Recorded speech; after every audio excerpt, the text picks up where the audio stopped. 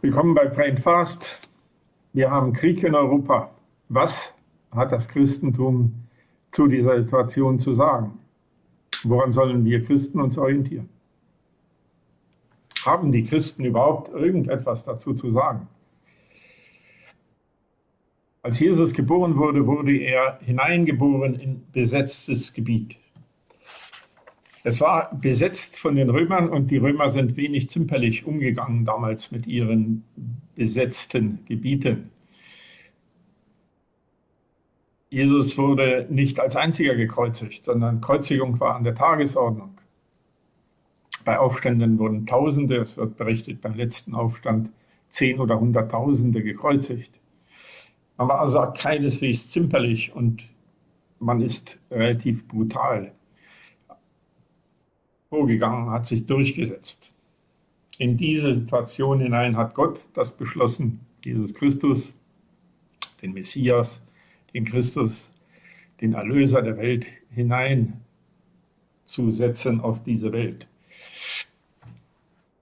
Der Jude Jesus in ein besetztes Israel von den Römern und gegängeltes durch Steuern und durch viele andere, durch militärische Okkupation. Was hat Jesus dazu gesagt? Jesus hat gesagt, mein Reich ist nicht von dieser Welt. Mein Reich ist nicht von dieser Welt. Dann wäre es, würden meine Anhänger für mich kämpfen. Das ist eine Freiheit, die das Evangelium gibt, die unbeschreiblich ist. Freiheit von jeder politischen Strömung, Freiheit von jeder Besatzung oder Nichtbesatzung, von jeder Diktatur, von allem, was uns gängelt und quält. Mein Reich ist nicht von dieser Welt. Er hat an anderer Stelle gesagt, er gibt seinen Frieden. Und das ist nicht Waffenstillstand. Es ist nicht der Friede dieser Welt, den er gibt. Er gibt seinen Frieden, der auch in Verfolgung, Not und Bombenterror Frieden bleibt. Sein Frieden, den er gibt.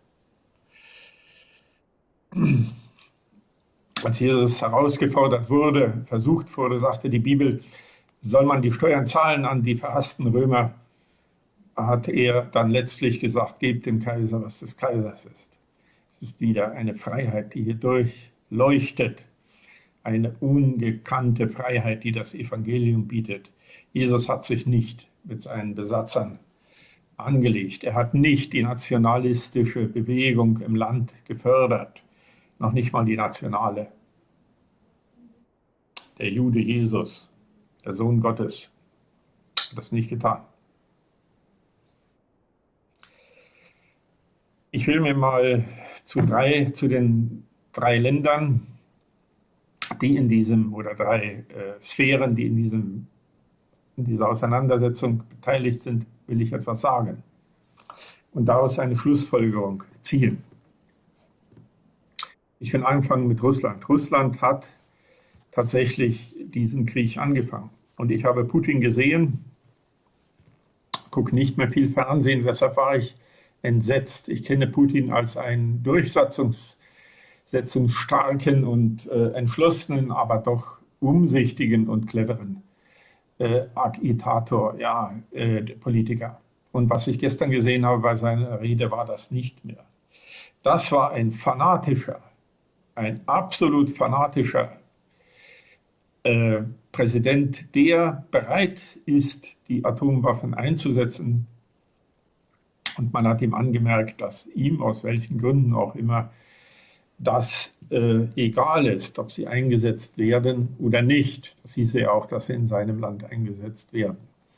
Aus irgendwelchen Gründen, die ich nicht nachvollziehen kann, hat Präsident Putin so gesprochen. Russland ist hier ganz klar und eindeutig, zumindest was die Restukraine angeht, der Aggressor. Und es ist Leid über das Volk der Ukraine gebracht worden. Ich will als zweites will ich was zu der Ukraine sagen und als drittes zu Europa und hier exemplarisch zu Deutschland, in dem ich auch lebe. Da will ich von dem biblischen Hintergrund zu 3 Dingen etwas sagen. Die Religionsfreiheit in diesen 3 Sphären bzw. Ländern, die Korruption innerhalb der Christenheit, das richtet sich an die Christen, Korruption innerhalb der Christenheit. Und das 3, Freiheit,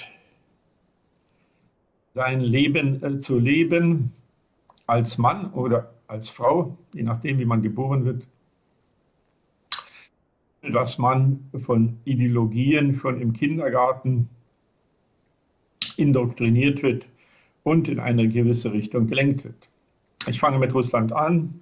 Ich habe hier 2 Stifte, grün und rot.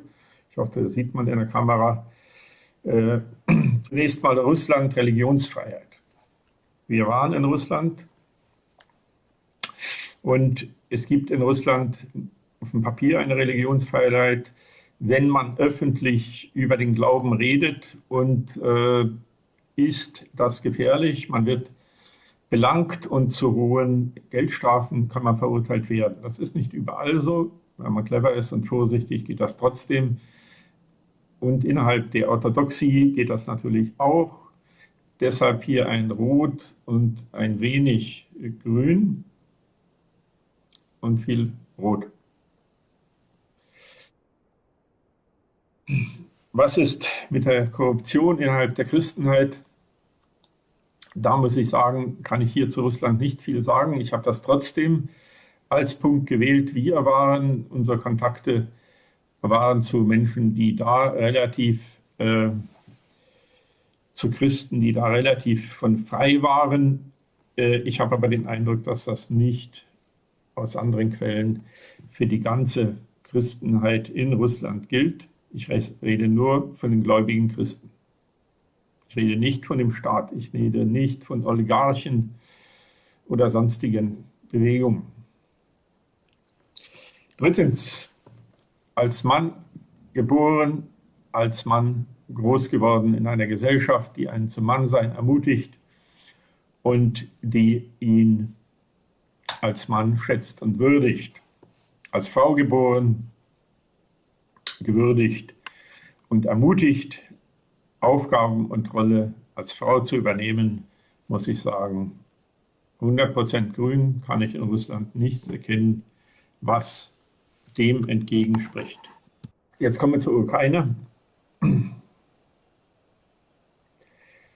Hier wieder der erste Punkt, Religionsfreiheit. Ein ganz klares Grün. Wir haben sogar in Ämtern den Glauben verkündigen dürfen. Viele sind zusammengekommen und haben sich aus den Ämtern in den Amtsstuben versammelt, um die Nachricht, das Evangelium von Jesus Christus zu hören. So etwas habe ich weltweit noch nicht erlebt. Wir waren in vielen anderen Ländern. Das war einzigartig. Ein bisschen Rot muss man dazugeben. Und hier gibt es eine Anmerkung.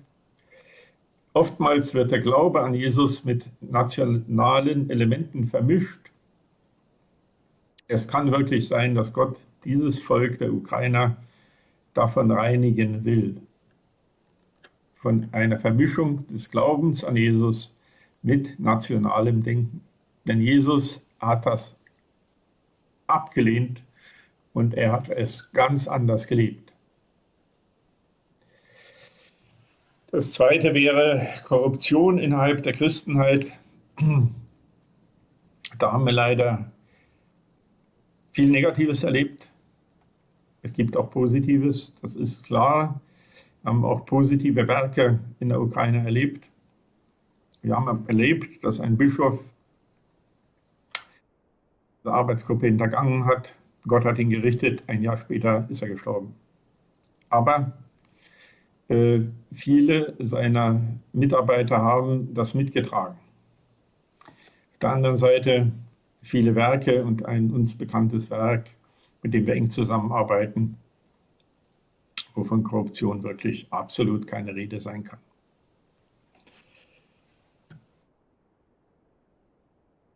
Als Mann und Frau aufwachsen können in der Ukraine. Das ist, denke ich, Einschränkungen möglich. Männer werden ermutigt, als Männer aufzuwachsen. Frauen werden ermutigt, als Frauen groß zu werden.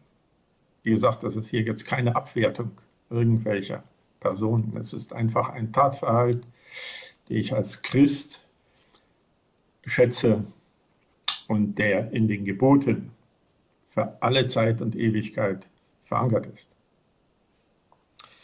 Wir kommen jetzt zu dem dritten Land, das ist Deutschland. Wie steht es mit der Religionsfreiheit?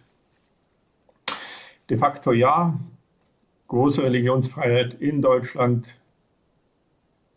solange man das, was von der Politik und der Gesellschaft im Mainstream vorgegeben wird, erzählt. Sobald zum Beispiel ein Herr Latzel aus Bremen kontroverse Themen anspricht, bricht der Sturm los. Und man versucht, ihn zu entmündigen und unter eine Ideologie zu pressen. Deshalb muss man ganz klar sagen, dann zu dem Zeitpunkt, wo auch kontroverse Themen angesprochen werden und von dem Glaubensstandpunkt dargestellt werden, mehr Rot als Grün. Das ist jetzt eine Bewertung, das hat nichts mit den politischen Parteien zu tun. Zweitens, Korruption innerhalb der Christenheit. Innerhalb der gläubigen Christenheit ist, weil auch Deutschland ein gut verseuchtes Land ist, Korruption kein Thema. In den Kirchen möchte ich nicht Stellung nehmen zu den Bewegungen oder zu den Katastrophen der Großkirchen, zum Beispiel der Aufarbeitung der sexuellen Vergangenheit der katholischen Kirche und so weiter. Dazu möchte ich keine Stellung nehmen. Hier ist es allerdings ein sehr zweifelhaftes Bild. Wenn ich aber auf die Gläubigen sehe, auf die Jesus nachfolgen und lieben und die ich kenne, muss ich sagen, Korruption ist kein Thema. Drittens, die Möglichkeit des Mannes als Mann aufzuwachsen und der Frau als Frau aufzuwachsen. Ermutigung, das zu tun und das so zu leben, ohne Diskriminierung. Ohne Diskriminierung. Erfahren die Menschen und Kinder diese Ermutigung? Nein. Sie werden im Kindergarten, wo sie noch nicht in der Lage sind, rechts und links zu unterscheiden, wo sie religiös nicht beschallt werden dürfen, wo man großen Wert darauf legt, werden sie aber mit Ideologien, die ihnen eine Wahl der Sexualität schon viel zu früh indoktrinieren, belästigt. Deshalb dritter Punkt, ganz klar rote Karte für Deutschland. So sehe ich das. So sehen wir das. Würde hier niemand verurteilen? Ganz bestimmt nicht. Die allerletzten, die das tun würden. Aber hier muss man sagen, diese Freiheit gibt es in Deutschland nicht mehr. Sie wird zunehmend eingeschränkt, wer etwas dagegen sagt. Letztens war im Bundestag ein, vielleicht auch diskussionswürdiger Beitrag, aber alle Zeitungen haben sich überboten in der Aussage, dass Empörung stattfindet, wenn eine Debatte ausgelöst wird über Mann, Frau und über einen Mann, der in Frauenkleider im Bundestag erscheint.